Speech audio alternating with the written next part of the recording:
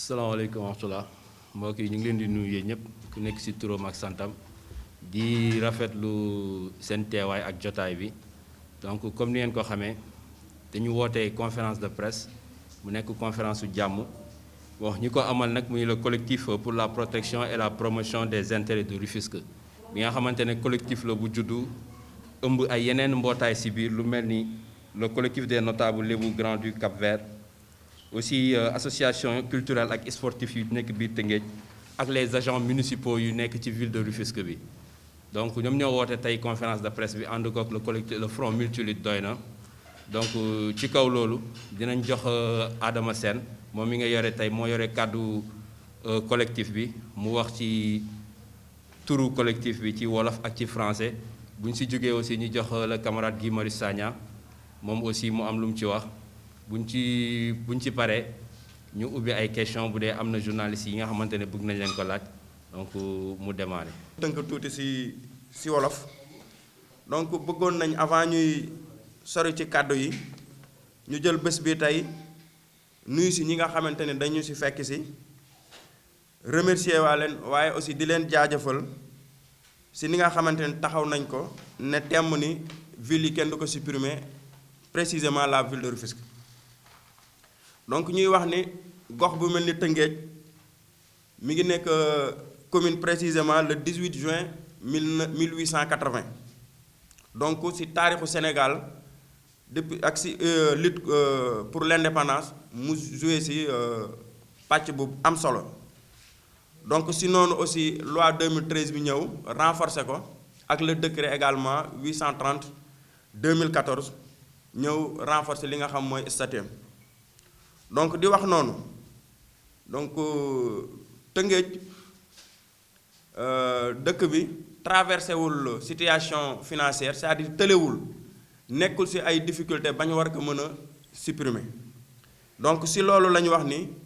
kàddu boo xamante ni muy wàllum suppression bi nekk na loo xamante ni du yoon nekk na loo xamante ni aussi c'est antidémocratique. nekk na loo xamante ni aussi mënuñu ko nangu te kon waa population Tëngéej aussi duñ ko mës a nangu ci loolu ñuy wax ni aussi ville bu mel ni Tëngéej dafa am ay compétences yu muy gérer yi nga xamante ni commune ya fa nekk compétence bi dafa leen ëpp donc di wax ci loolu ni donc kon dafa war a nekk ville boo xamante ni instant bi dañ ko war a xool nuñ koy war a doolelee ndax population ba fa ne aussi sonn nañ comme population yi sonn ci Sénégal yëpp ci xool nañ la leen mën a doolee pour ñu gën a mën a jàppale nit ñi ci wàllu ci le plan social ci wàllum njàng mi ak ci wàllum aménagement du territoire bi et cetera donc di wax ni donc collectif pour la protection et la promotion des intérêts de Rufisque ci sama kàddu bu néew di leen jaajëfal di wax ni aussi nanguwuñu benn suppression tey nanguwuñ ko suba te duñ ko mës a nangu te nag dinañ ci opposé wu franchement def ci lépp lu ñu mën pour ñu bañ ko dindi donc lu mu jaral ñi nga xamante ni bëgg nañ ko dindi pour ñu dindi ko dinañ ñu jaral lu ko raw pour ñu bañ ko dindi donc loolu moo nekkoon ay kàddu yu ndaw yoo xamante ni indiloon nañ leen ko di leen jaajëfal di jaajëfal ñi nga xamante ni aussi nekk nañ ci collectif bi ñëpp muy la collectivité Lébou les ASC les agents municipaux ak ñi nga xamante ni aussi tey ñoo ñu dalal fii muy lutte front multilutte doy na bu Tëngéej ànd ci gi donc di remercier ñëpp di leen jaajëfal. mbokk yi ñu ngi leen di nuyu yéen ñëpp ci seen tur ak seen sant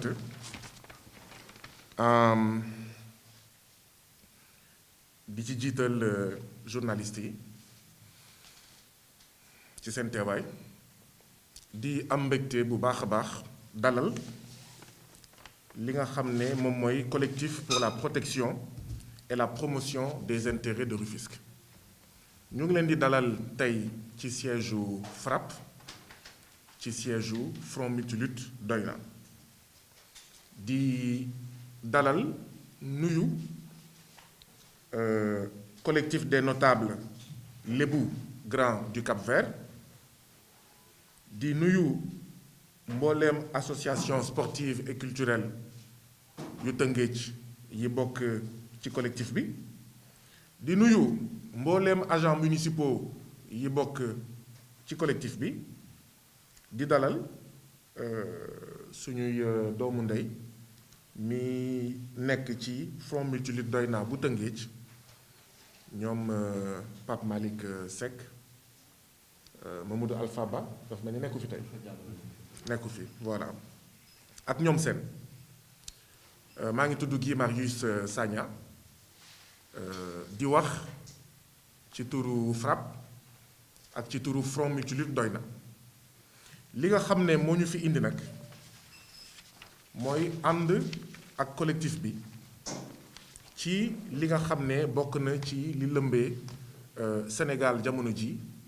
muy tas bi nga xam ne moom la ñu bëgg a tas ville yi ville de Dakar ak ñoom seen ville de Rufisque bokk ci dañoo bëgg a wane suñu ànd bu leer nàññ ak képp kuy doomu Sénégal képp kuy doomu Tëngéej te nga ñàkk ànd ak tas bi ñu bëgg a tas ville de Rufisque dañ ko bëgg a leeral ba mu leer nàññ tey te li tax d'accorduñ ci bi ci njëkk moo di ne yoon moo wax ne pour nga tas ville dafa war a am ay conditions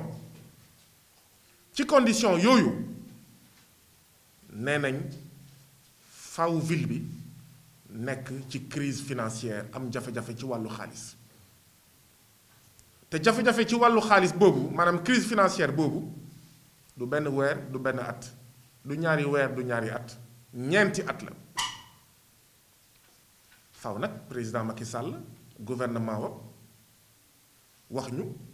ban ville moo nekk ci condition yooyu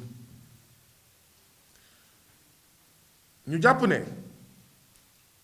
jamono ji bu dee am na lu ñu war a tas xëy na conseil économique social et environnemental la jël xaalis bi dugal ko ci xeexu mbënd mi xeexu mbëkk mi xeex ndóol xeexum coronavirus jël xaalis bi dooleel collectivités locales yi dooleel ville yi bu dee am na lu ñu war a tas tey conseil économique social et environnemental la au conseil des collectivités territoriales yi nga xam ne gisuñu seen jeexital ci tous ci li jëm ci ville yi ak mairie yi bu dee am na lu ñu war a tas tey mooy xëy na commission nationale du dialogue des territoires xaw ma CNDT bi nga xam ne Benoît Sambou moo ko jiite te xamuñu lu muy jëriñ bu dee am na loo xam ne jëriñul dara te ñu war kaa tas xanaa xëy na au conseil du dialogue social la gis nañu jamono ji la liggéeykat yi gën a tumranke depuis Sénégal bi muy Sénégal muy kon tomb bu njëkk bi maanaam il y a un problème de légalité dans la suppression dans le projet de suppression des villes dëppoowul ak yoon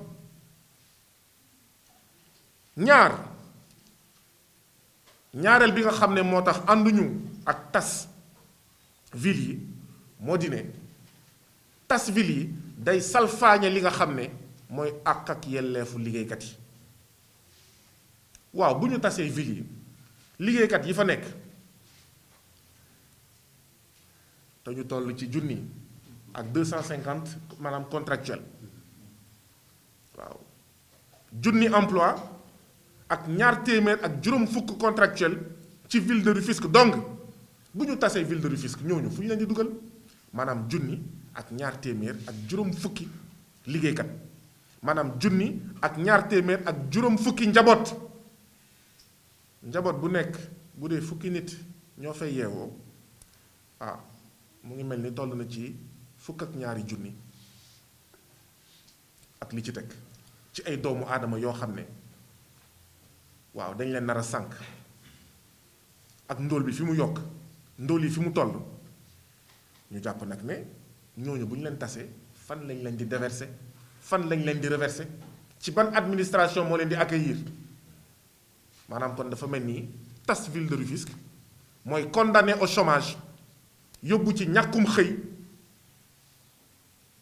junni ak ñaar téeméer ak juróom fukki liggéeykat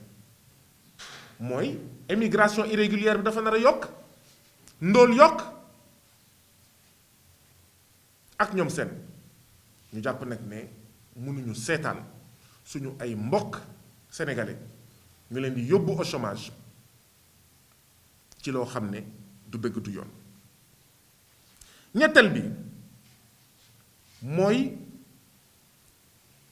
àddina fi mu toll jamono ji dañoo nekk ci jamono joo xam ne dañuy wax mbiru diplomatie des villes muy loo xam ne lu am solo jamono jii ñu toll maanaam ville de Rufisque ville de Dakar ak ñoom seen dafa am ni ñuy jëflanteeg ak bitim réew ci Afrique ci àddina bi boo xam ne dafa am jeexital bu am solo ci ville de Rufisque ci Dakar ak ñoom seen ñuy fàttali président Macky Sall ne ko 2022 bu dee juumuma bu ci yàlla àndee incha allah jàngoro bu bon bii jóge fi Sénégal moo war a accueillir Jeux olympiques des jeunes mais lan moo tax Sénégal nar a accueillir Jeux olympiques de la jeunesse mais parce que ville de Dakar moo nekkoon candidate di xëccoo joganteeg boobu ñuy woowee Jeux olympiques de la jeunesse ak yeneen naataangoom ville yi nekk ci àddina bi ville de Dakar gagné kon ville de Dakar bu amul woon mais kan mooy nekk candidat ba ñu tabax xawma stade olympique fële ca Diamniadio donc ba président Macky Sall di ko tiitaroo waa APR di ko tiitaroo waa Benno Bokk Yaakaar di ko tiitaroo mais bu dul woon ville du ñu accueillir Jeux olympiques de la jeunesse 2022 donc loolu mooy diplomatie des villes.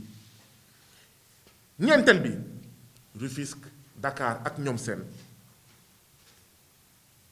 ay ville d'histoire lañu ay ville patrimoine lañu nekkatul sax moomelu waa Tëngéej nekkatul sax moomelu waa Dakar nekkatul sax moomelu Sénégal wala Afrique waaye moomelu àddina si sépp la te histoire kenn du ko salfaañe histoire da nga koy denc da nga koy tiitaroo da nga koy bàyyi ngir say doom ngir say sët ak say sëtaati sët dafa mel ni tey jii nii président Macky Sall ak mébétam bi nga xam ne mooy tas ville de Rufisque ville de Dakar ak ñoom seen mais dafa bëgg a rey suñu histoire te loolu waruñu ko seetaan damay fàttali ne boo jëlee ville bu mel ni Dakar mais dañ ko bind ci constitution bi mais kon balaa nga kaa supprimer xanaa da ngay changer constitution bi maanaam kon mébét bi président de la république am pour supprimer ville yi c'est anticonstitutionnel juróomeel bi moo di ne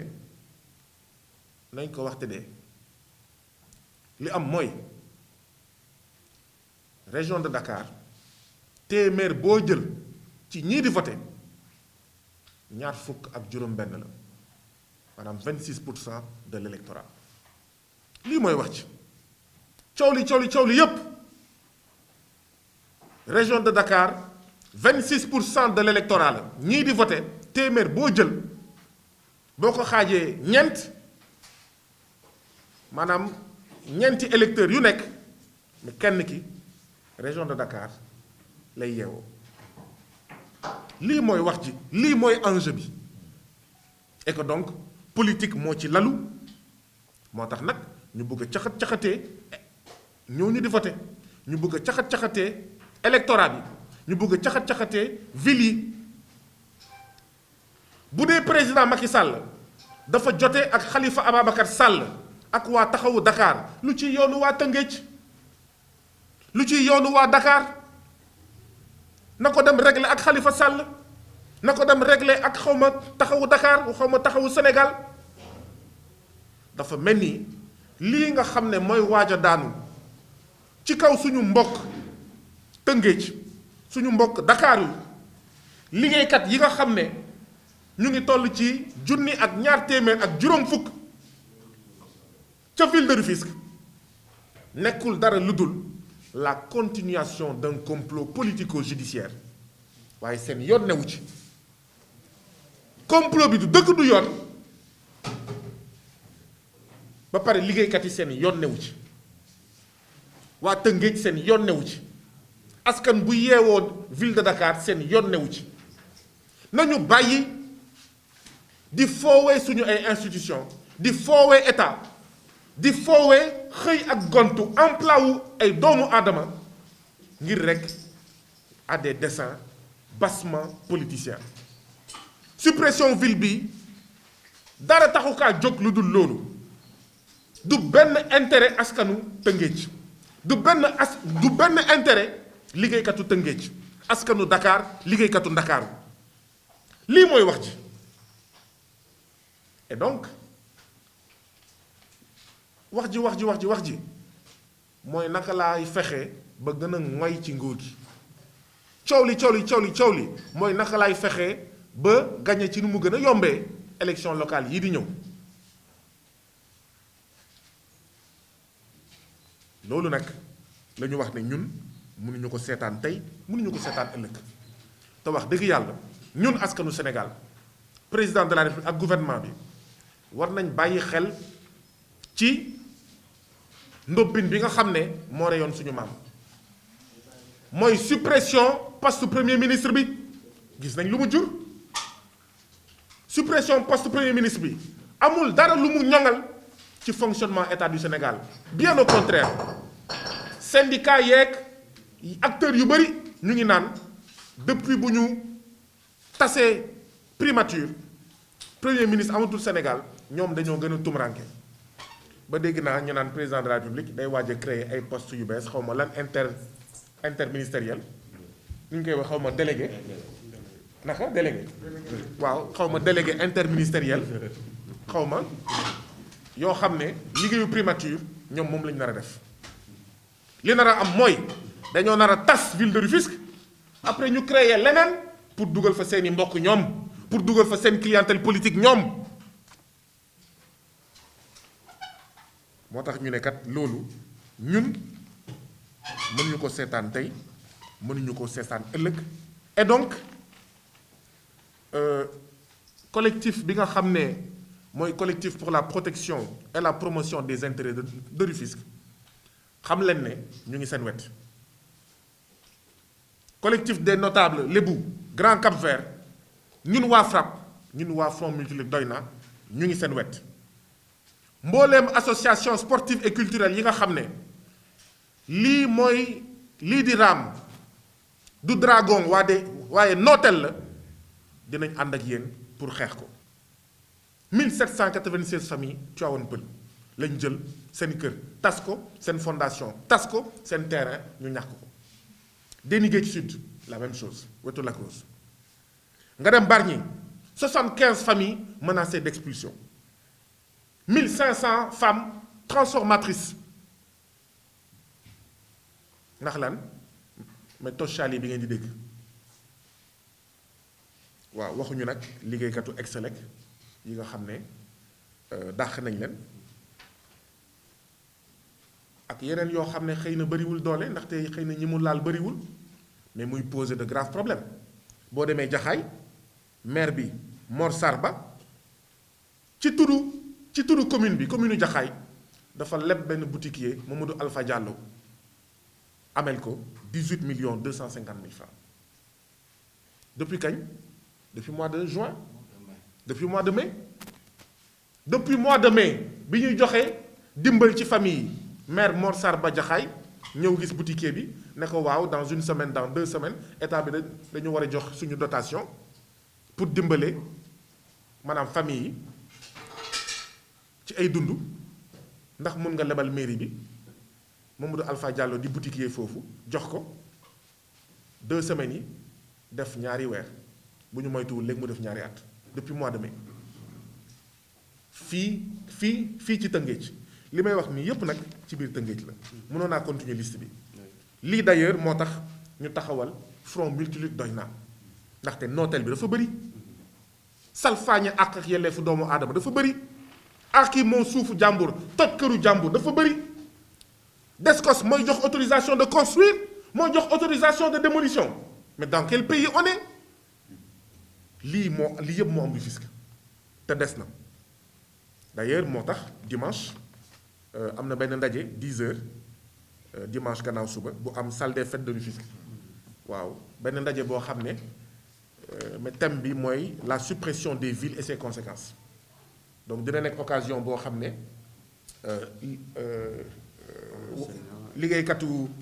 liggéeykatu maanaam Tëngéej ànd si ak seen naataango liggéeykat yeneen villes yi d'accord donc dinañ def benn gëstu benn waxtaan boo xam ne ngir gën a xamal leeral askanu Sénégal ak Tëngéej ci li nga xam ne moo tax a jóg dëggantaan njaay ki nga xam ne mooy président Macky Sall ak gouvernement bi bu ñu leen seetaanee ak li nga xam ne moom la nar a jur ci mbon bu ñu seetaanee ñu tas ville de Rufisque ville de Dakar ak ñoom seen waaye tamit mu nar a nekk ndaje mobilisation ndaxte lii kat dañoo bëgg a sàcc suñu ville de Rufisque addu kalpe nag kalpe bi lu mu ko jaral ñun ñii moom ville de Rufisque dañu jaral lu ko raw moo tax tamit ñu ngi interpeller président de la République bi mu amee jafe-jafe Sangalkam bakkan rot na fa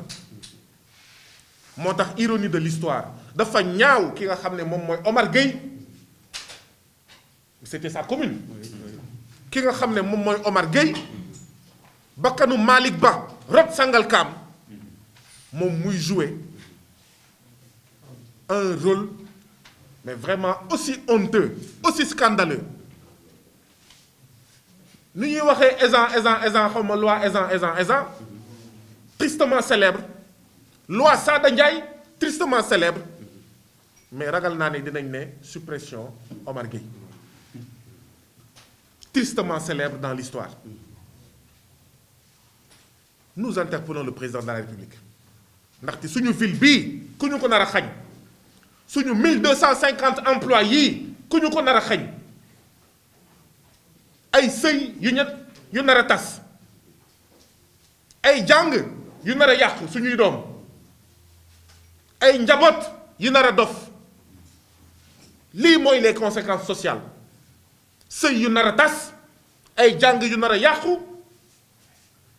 ay doom yu nar a gaz cagatu agressé dee dans le désert du Sahara dans la mer Méditerranée dee dans l'océan Atlantique lii ku ñu